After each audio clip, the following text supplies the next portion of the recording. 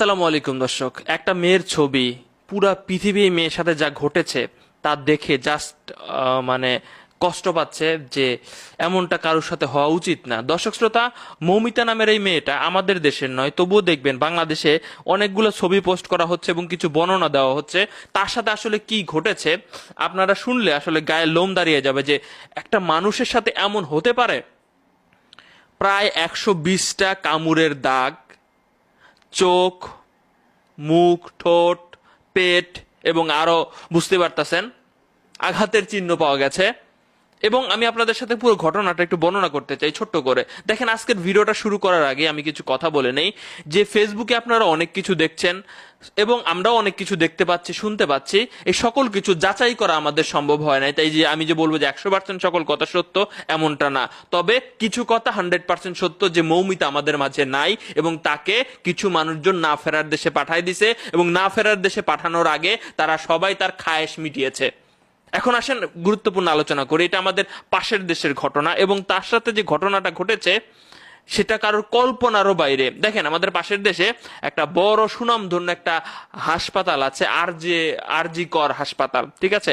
সেখানে বাংলাদেশিরা অনেকে হয়তো বা চিকিৎসা নিতে যায়। তো সেইখানে এই মেয়েটা ইন্টার্ন চিকিৎসক, আমি যতটুকু শুনেছি, এই মৌমিতা সেখানে কাজ করত দীর্ঘ 36 ঘন্টা।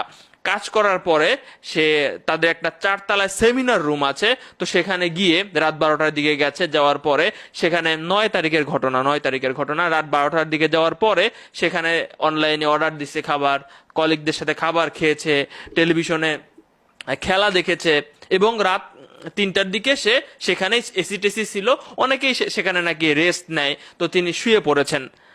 তো এরপরেই সকালবেলায় সংবাদ শোনা গেল যে ওই মেয়েটার ঘরে ওই মেয়েটা মানে আর নাই, মানে ওই মেয়েটাকে কেউ একজন শেষ করে দিয়েছে। প্রথমে ঘটনাটা ধামাচাপা দেওয়ার চেষ্টা করা হয়েছে, হাসপাতাল কর্তৃপক্ষ বলেন, পুলিশ প্রশাসন বলেন, তারা ধামাচাপা দেওয়ার চেষ্টা করেছে যে সে নিজের জীবন দিয়ে দিয়েছে।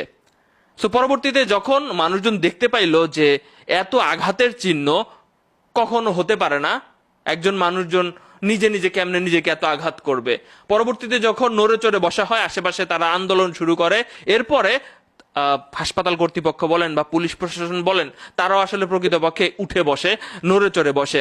তো এরপরে তারা সিসি ক্যামেরা ফুটেজ দেখেন, সিসি ক্যামেরা ওই রুমের ভিতরে নাই, যেহেতু অনেকেই যায় সেখানে, তো প্রাইভেসির ব্যাপারের ক্ষেত্রে রুমের সিসি ক্যামেরা নাই, কিন্তু গেটের সামনে কারা ঢুকতেছে তো সেটার সিসি ক্যামেরা আছে, কারা কারা ঢুকতেছে। তো সেদিন রাত 3টার পরে কারা কারা ঢুকেছে এরকম 4জন মানুষকে দেখা গেছে। তো 4জন মানুষের মধ্যে 3জন মানুষকে জিজ্ঞাসাবাদ করার পরে তারা সঠিক জবাব দিতে পেরেছে যে তাদের রুগী আছে বা বিভিন্ন কারণে তারা প্রবেশ করেছে, কিন্তু একজন মানুষ তার সঠিক জবাব দিতে পারে নাই। নাম হচ্ছে সঞ্জয়।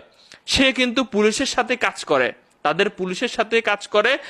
কি যেন পুলিশ বললাম, আমি শুনলাম যে সিভিক পুলিশ।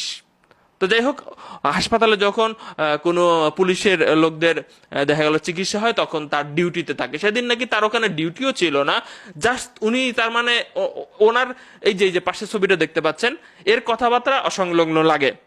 এ নাকি 4-5টা বিয়ে করেছে এবং সেই দিন সে সেখান থেকে বাহিরে গিয়ে কিছু খেয়েও এসেছিল।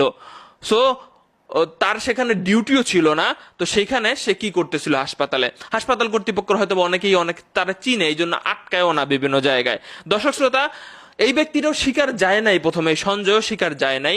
পরবর্তীতে দেখা গেল যে একটি হেডফোনের কিছু অংশ, ব্লুটুথ হেডফোনের কিছু অংশ পাওয়া গেছিল সেই মেয়ের পাশে, এবং সিসি ক্যামেরা ফুটেজে দেখা গেছে যে এই ছেলেটার কানে যাওয়া, রুমে ঢোকার সময় হেডফোনটা ছিল, আসার সময়, বেরোয় আসার সময় সেই হেডফোনটা পাওয়া যায় নাই। তখন তাকে এই ঘটনাকে কেন্দ্র করে গ্রেপ্তার করা হয়। দর্শক শ্রোতা, এখন এই ঘটনা বিভিন্ন দিকে মোড় নিচ্ছে, যেমন অনেকেই সে হাসপাতালের অনেক অনিয়ম বের হয়ে আসতেছে এখন, কারণ আপনারা জানেন যে একটা জায়গায় নাড়া দিলে ওই হাসপাতালের সকল কিছু বের হয়ে আসবে। আস্তে আস্তে অনিয়ম বের হয়ে আসতেছে, চিকিৎসকরা কাজে যাবে না এমন ব্যাপারও হয়ে উঠেছে। তো দেখেন, এরপরে আসলে ব্যাপারটা এখানেই শেষ হয়ে যাওয়ার কথা, যে ভাই এখানেই তো শেষ হয়ে যাওয়ার কথা, দোষী ধরা পড়েছে, কিন্তু ব্যাপারটা কিন্তু এমনটা নয়। প্রথমে হচ্ছে ধামাচাপা কেন দেওয়ার চেষ্টা করা হয়েছে, হাসপাতালের রেপুটেশন খারাপ হয়ে যেতে পারে এই জন্য হয়তো বা। দ্বিতীয়ত, এখানে যে ব্যাপারগুলো দেখা গেছে, আপনারা ফেসবুকে দেখেছেন, ফেসবুকে বিশেষ করে আপনারা দেখেছেন, ফেসবুকে বলা হয়েছে যে প্রায় 18 থেকে 20 জন মানুষ হয়তোবা তার সাথে যা খুশি তাই করেছে, তাদের ইচ্ছা মতো খায়েশ মিটাইছে। হ্যাঁ, ইজ্জতের কথাই বলতেছি, বুঝতেই পারতেছেন, বিস্তারিত ভেঙে বলতে পারবো না। এবং 150 গ্রাম সিমেন্ট পাওয়া গেছে, অর্থাৎ ওইসব করার পরে যেগুলো হয় আর কি, আমি বিস্তারিত বুঝে নেবেন আর কি। এখন আসেন এখানে, ধরা হলো একজনকে, এবং এখানে কেন বলা হচ্ছে 18 থেকে 20 জন। দেখেন, এই যে 150 গ্রাম, আপনি 100 গ্রামই ধরে নেন, সিমেন্ট পাওয়া গেছে। তো একজন ছেলে যখন এসব করে, তার 5 থেকে 6 গ্রাম সিমেন্ট বের হয়। তো আপনি যদি ভাগ দেন, তাহলে 20 জন ছেলের যে সিমেন্ট হওয়ার কথা, সেখানে এমন সিমেন্ট পাওয়া গেছে।